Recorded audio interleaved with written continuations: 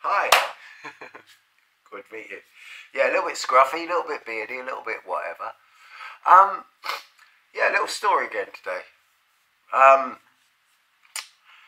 When I was 3, my old man buggered off. Which, to be quite honest, if you're a young man and you've got young children and everything like that, don't leave them.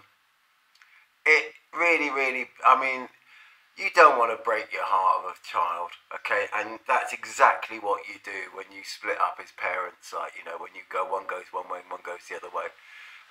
You break the heart of the children that you think, and it's quite harsh, and it's very hard for them to sort of like get over it, really, like, and it's sort of like a thing like that.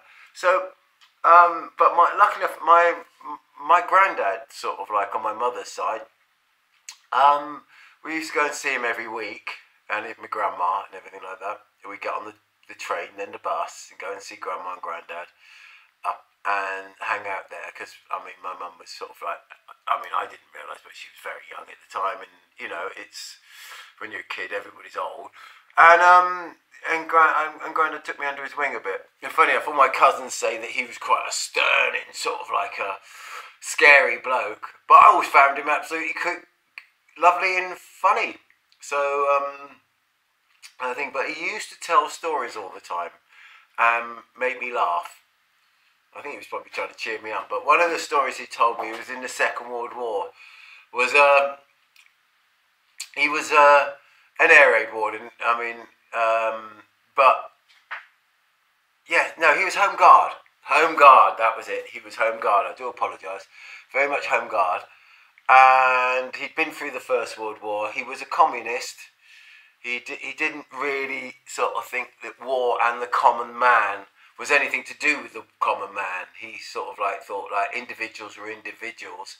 And having spent sort of like 5 years in the First World War, basically because he didn't get back for a long time after the First World War was over. Like he was there all the time for the whole duration. And right the way through to after the end. He didn't get back to England until nearly 1920 odd or something. Anyway, so he didn't really believe. He just said it was generals and war thing, and it didn't. He said really it doesn't concern the common man. So he had that sort of attitude. So England was on a very jingoistic sort of like got to beat the Hun, and all this like the German, the Nazis. We've got to stop the Nazis. And he joined the Home Guard because sort of like basically is what you do.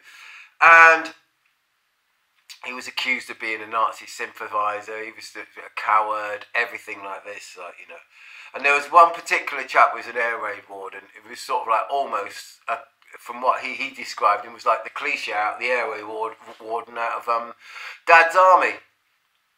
And he used to sort of say, Jack Milton, you're a traitor. Jack Milton, you're a coward, and all this lot like. And Granddad said like, well, what would you do if a German parachuter came down? What would you do? He said, I'd shoot him. I wouldn't ask any questions. I'd just shoot them straight away. They're here to kill us, and I'd just shoot them. And he said, have you ever been in war? And the guy said, I know what I'd do. I'd shoot them. And he said, I don't think you would actually. I think, he said, I don't think it's quite that straightforward.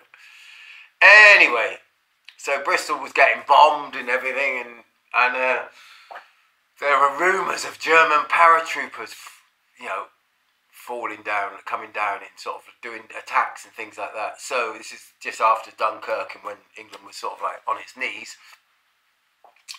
Anyway, the air raid warden was walking down the road one night and sort of Jack saw him coming. So he nipped into the hedge, and as he walked past, he came out behind him and he said, Handy hock, Schweinhund. Handy hock, Schweinhund. Oh, he spoke German actually, not like I do anyway.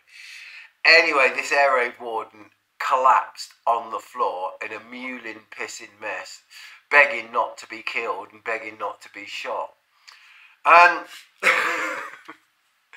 and so Jack sort of like thought this was very funny. This is what sort of character he was. Right? Anyway, he sort of like said, see, I told you you're a coward and you piss and shit yourself. Now, he told me this story in the 60s. Right, okay, which is 20 or 30 years after the end of the war, 20 odd years after the end of the war.